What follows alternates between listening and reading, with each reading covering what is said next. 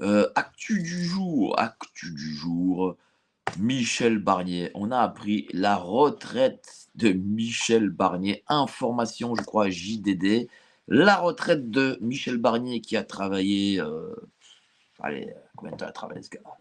15 ans, 20 ans à tout casser. Qu'est-ce qu'il a fait dans sa vie? À part être élu, en politique, à part être, dans les partis politiques, à part être, peut-être à l'époque, je crois qu'il était ministre de l'Agriculture, il était aussi ministre de Jacques Chirac, de je sais plus quoi d'ailleurs, on se demande de quoi il est, je sais pas, il était ministre, je sais qu'il était ministre de l'Agriculture sous Sarko, mais qu'a-t-il fait, chez monsieur Chirac? Il a été ministre, je ne sais plus de quoi. Bref, en tout cas, monsieur Michel Barnier, que la France entière ne connaissait pas il y a encore 15 jours. Il faut se dire les choses, sauf bien sûr, évidemment, le microcosme politique, connaissait peut-être un peu Michel Barnier, mais pas plus. Eh bien, on apprend que Michel Barnier touche une retraite de 28 000 euros. Voilà, 28 000 euros, c'est pas mal. C'est plus que comment il s'appelle, que Hollande, voilà, c'est quand même plus. Il n'a pas été président. Je crois qu'il a été député européen, il a été commissaire européen, mais c'est vrai que quand on travaille à l'Europe, les salaires sont faramineux. On se demande bien pourquoi. 50 000 fonctionnaires, il y a autant de, je crois qu'il y a autant de fonctionnaires qu'à la mairie de Paris, et ils ont des salaires, puis après des retraites de nabab. C'est le Conseil européen, l'endroit où il faut être visiblement. Moi, je ne comprends pas. Moi, j'ai rien contre le fait des gens qui gagnent beaucoup d'argent, qui ont des retraites immenses, mais je remarque que c'est jamais des gens qui créent. Ce sont toujours des gens qui viennent de la fonction publique. Voilà, on sait tous que la fonction publique, pardon, ne crée aucune valeur, aucune richesse, hein. Un fonctionnaire, ça ne crée rien. Un fonctionnaire, c'est juste là pour taper des rapports et mettre des tampons sur des documents, ça ne sert à rien. Alors, évidemment, je j'exempte, heu, on va dire quelques professeurs d'éducation nationale, hein, pas beaucoup, hein, mais quelques-uns, l'armée, la police, allez, l'hôpital et bon, quelques métiers, on va dire pénibles, la fonction publique, éboueurs, des choses comme ça, mais pas beaucoup plus, hein, ça je peux vous le dire. Tout le reste, c'est un ramassis, de nullités et de branleurs, voilà. Et à un moment donné, il faut aussi se dire les choses. Il faudra se débarrasser, si c'est pas d'un tiers, peut-être pas d'un tiers, mais au moins de bien, 1/4 de la fonction publique qui ne sert à rien. Des mecs qui sont là, dans les standards et qui préfèrent parler du week-end qu'ils ont passé, plutôt que de travailler. D'ailleurs, ils font pour la plupart du temps doublon, triplon, quadriplon, quintuplon pour un même travail. On se demande d'ailleurs lequel, et c'est pour ça que vous payez des impôts, hein. Vous payez, chers amis, 50% de votre travail, c'est-à-dire que vous travaillez du 1er janvier au 31 juin, pour l'État afin de payer la merveilleuse retraite de 28 000 euros, je le répète, hein, de 28 000 euros de monsieur Barnier. En plus, monsieur Barnier là, va toucher un petit jackpot parce que entre sa retraite de 28 000 euros et ses 16 000 euros de Premier ministre, il fera 44 000 euros. La vie est belle au sein de l'État. C'est merveilleux. Je me demande comment un peuple peut accepter cette situation. Voilà. Moi, je sais pas. Parce que moi, je me demande, moi, ce qu'a fait dans sa carrière Monsieur Barnier pour être rétribué de la sorte, hein. Moi, je sais pas, hein, voilà, je vous le dis, hein. Et je sais qu'il a négocié le Brexit. Bon, bah, le Brexit s'est fait au détriment de l'Union européenne, donc du négociateur qu'il a été. Voilà. Mais bon, on le rétribue quand même. Il a été ministre de l'Agriculture entre 2009, je crois, et 2012. Je ne pense pas, si je fais un sondage ici même, est-ce que les agriculteurs vivaient de leur belle vie entre 2009 et 2012? Je n'y crois pas, hein. Je ne le crois pas du tout. Surtout que M. Barnier fait partie de ces gens qui ont permis à l'Union européenne, même quand il était ministre français, hein, de s'accaparer un nombre de pouvoirs faramineux. C'est ce qu'on appelle un fédéraliste. Voilà, un fédéraliste, ça ne travaille pas pour le pays dans lequel il est originaire, ça travaille essentiellement pour les organisations supranationales qui l'emploient. Voilà. On sait tous pourquoi des Français de souche sont présidents souvent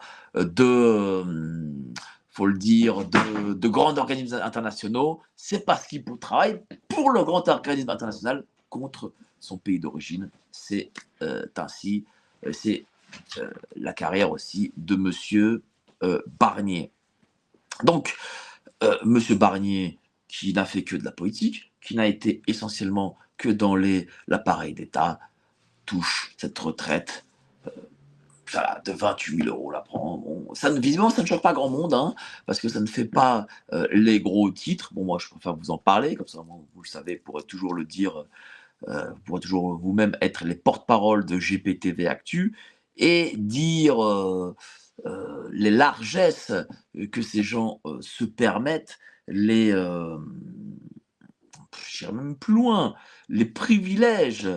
Parce que vous savez que la République, c'est une caste de bourgeois qui a créé une révolution pour soi-disant supprimer les privilèges de la monarchie, mais elle s'est rajouté ses propres privilèges qui vont bien au-delà de ceux de la monarchie de l'époque. C'est ça, hein, la République, c'est pas autre chose. C'est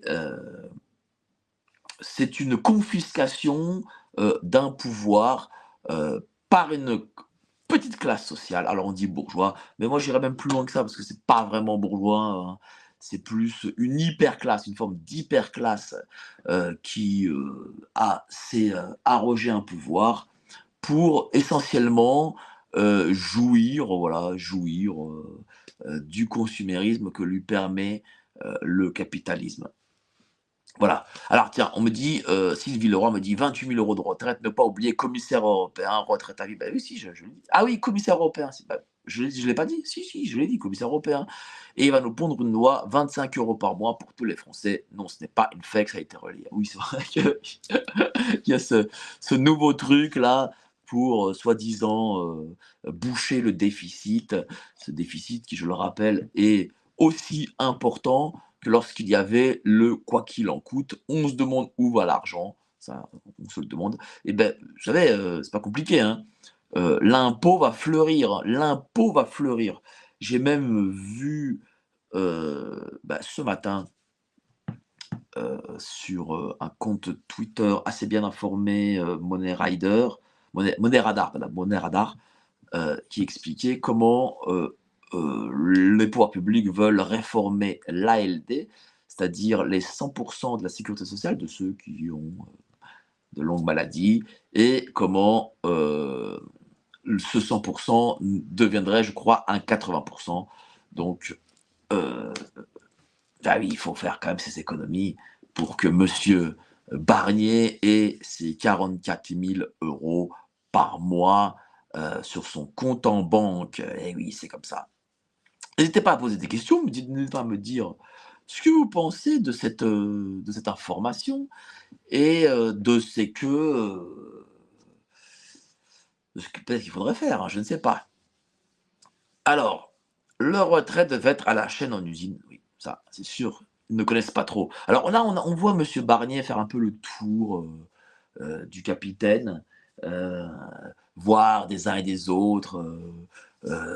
J'ai vu les images ce matin. Là, là, il va dans des usines, il se montre. Il a la même communication. Oh, putain, on se demande qui gère cette com. Est-ce que c'est McKinsey? Est-ce que c'est toujours les mêmes? Tiens, revoyez d'ailleurs cette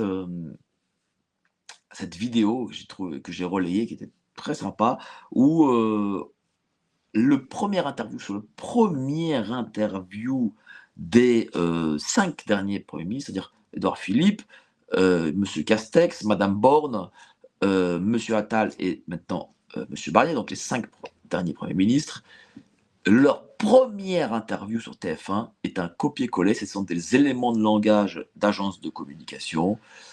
Et on voit que les choses ne changeront pas. Je le répète, hein, vous voulez renverser la table, ce n'est pas par le biais de l'élection, ce n'est pas par le biais du bulletin de vote. Vous voulez renverser la table, vous faites comme les aïeux le faisaient, vous prenez un risque physique qui va au-delà d'un vote à bulletin secret. Les votes à bulletin secret, vous avez bien vu, hein, ça ne sert à rien. 5%, LR a eu 5%, voilà, LR a fait 5% des votes exprimés, c'est-à-dire une ultra minorité. Pourtant, c'est LR qui sera un Premier ministre, gouvernement, évidemment, vous aurez nombre de ministres au gouvernement qui viennent de la tendance LR, et LR sera un faiseur de roi. C'est la confiscation. Voilà, à un moment donné, il faut le dire. Si avec 80 et quelques pourcents de participation, avec les résultats qu'il y a eu, et les conséquences qu'il va y avoir, si pour vous ce n'est pas une confiscation de pouvoir, voilà, je sais pas, moi, je ne peux plus rien, je ne sais pas quoi dire, hein, je ne pourrai plus rien. Voilà. Pardon, monsieur, je suis confus, j'ai égaré mon briquet. On a aussi tendance à jouer avec le feu. Google, qui est une création de la CIA. L'équipe de Géopolitique Profonde vous donne le meilleur de l'actualité brûlante. Mais en échange, on veut un geste de votre part. Merci de ce geste d'amour, on vous le rendra. Ravi.